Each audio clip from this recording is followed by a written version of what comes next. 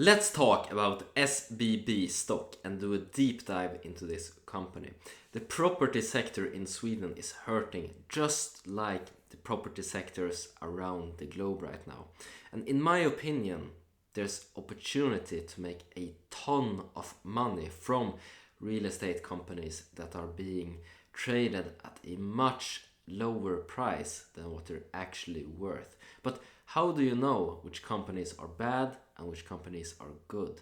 Well, it can be very hard, but one thing that I like to start looking at, and the main reason that I put medical properties trust into my portfolio, is the type of companies, the types of institutions that they are renting out to, the types of clients they have. If you have, let's say, a hospital or some dentist office or a school or something like this, well, then your property will be custom fitted, and it's not as easy to just switch it out for something else. And in Sweden, the company closest to Medical Properties Trust, I would say, is SBB. They have some social properties, they rent out to schools and they rent out to hospitals. In fact, in the quarterly earnings report, they break down the types of customers they have as renters. And the stock has been absolutely slaughtered, down about 80% for a full year in the time span, but it's down a lot more if we just zoom out a little bit. So I think that today is a good opportunity to take a closer look at the earnings statement, because yes, they made a loss, but they're cash flow positive, and in this video you will see where that loss stems from. And I think that it's very important to take a look at the balance sheet. I think it's on page 10 and 9. They split up assets and liabilities just to see, alright, what's current cash, what's current liabilities, and this will give us a heads up as to how needed it is to issue new equity or to refinance using debt. And I can do some more research onto the type of debt that SBB has if there's very large demand for it, so let me know by smashing the like button on this video, and let's just get right into the statement of operations here. So we can see from the income statement that they had some rental income, they had some costs associated to this operating income, but the income from operations, not a loss, positive, some good rental income.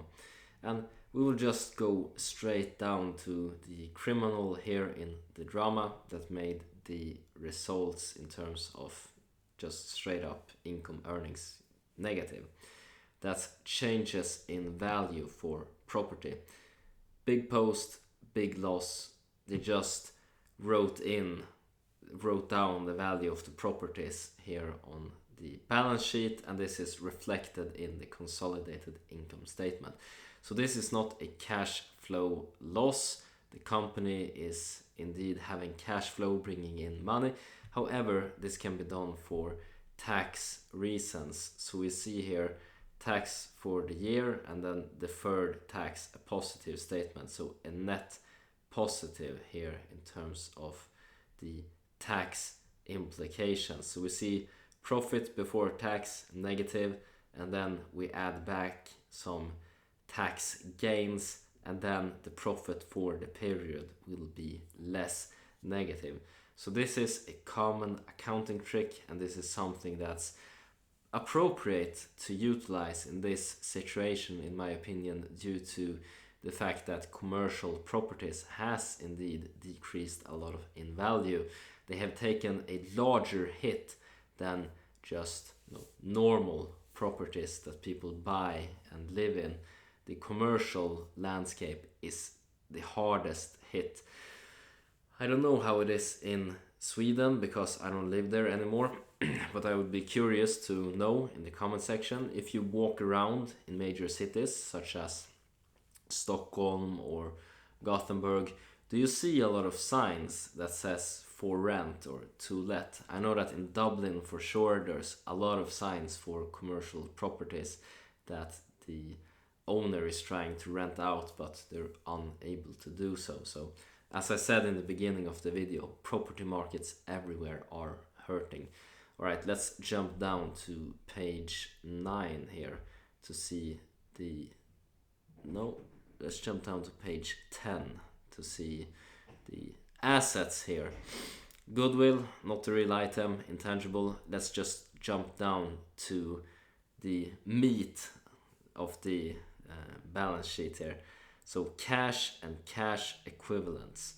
We will just compare this number here to what we can see in current liabilities, and it's quite annoying that they split up the balance sheet with assets on one page and then liabilities here on the page down below. So we see total long-term liabilities, nothing to worry about. This is not something that is urgent. However, current liabilities, sometimes they will say short-term liabilities on the balance sheet.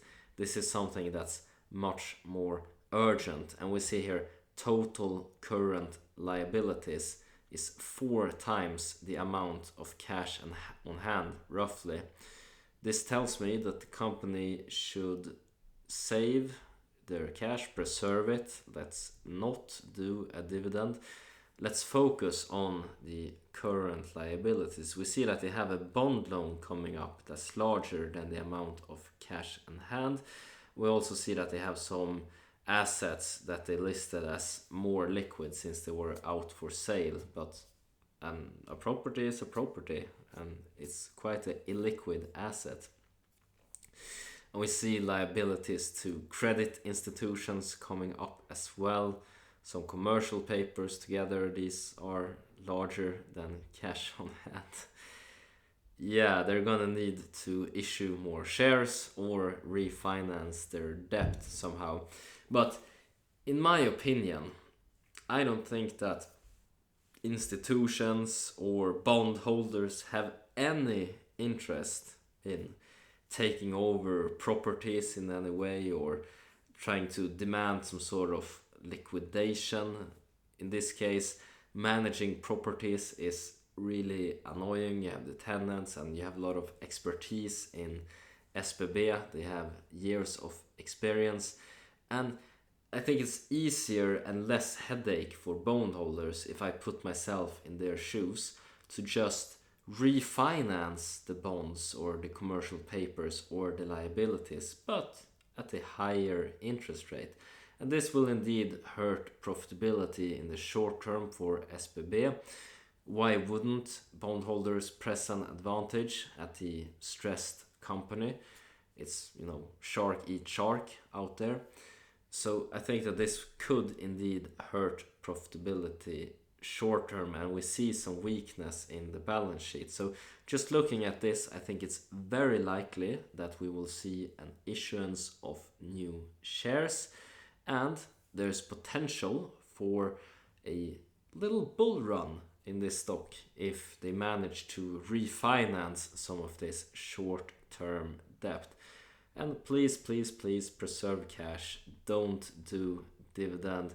I know that maybe you want to send a signal or make it harder for the shorts who are in the stock, because if you are shorting a stock and the stock pays dividend, you don't own the share, you have sold it, but you will have to compensate for that dividend to the shareholders. So it's costly for shorts to sit in a stock that pays dividend.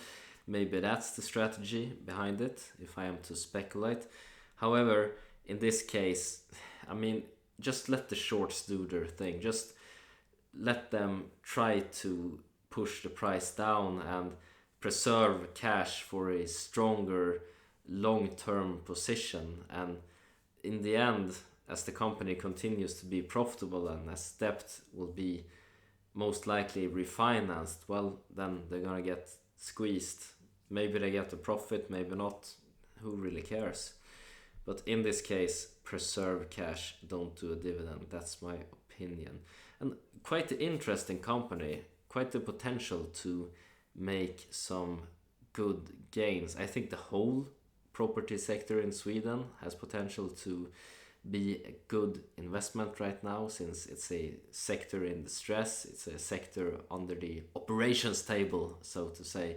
And by being a sector in distress, it's heavily discounted, there's a lot of fear.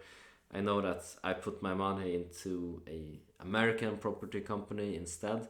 In Sweden, I looked at Oscar Properties a little bit. That's way riskier than this company, in my opinion. If we look at the bonds at Oscar Properties, now I'm just comparing to a competitor here, we see that they are in more trouble than SBB with the ratio between cash on hand and current liabilities. So that was my thoughts on SBB, and as always, hope you guys make a ton of money, whatever investments you decide to make. Take care now. Bye bye.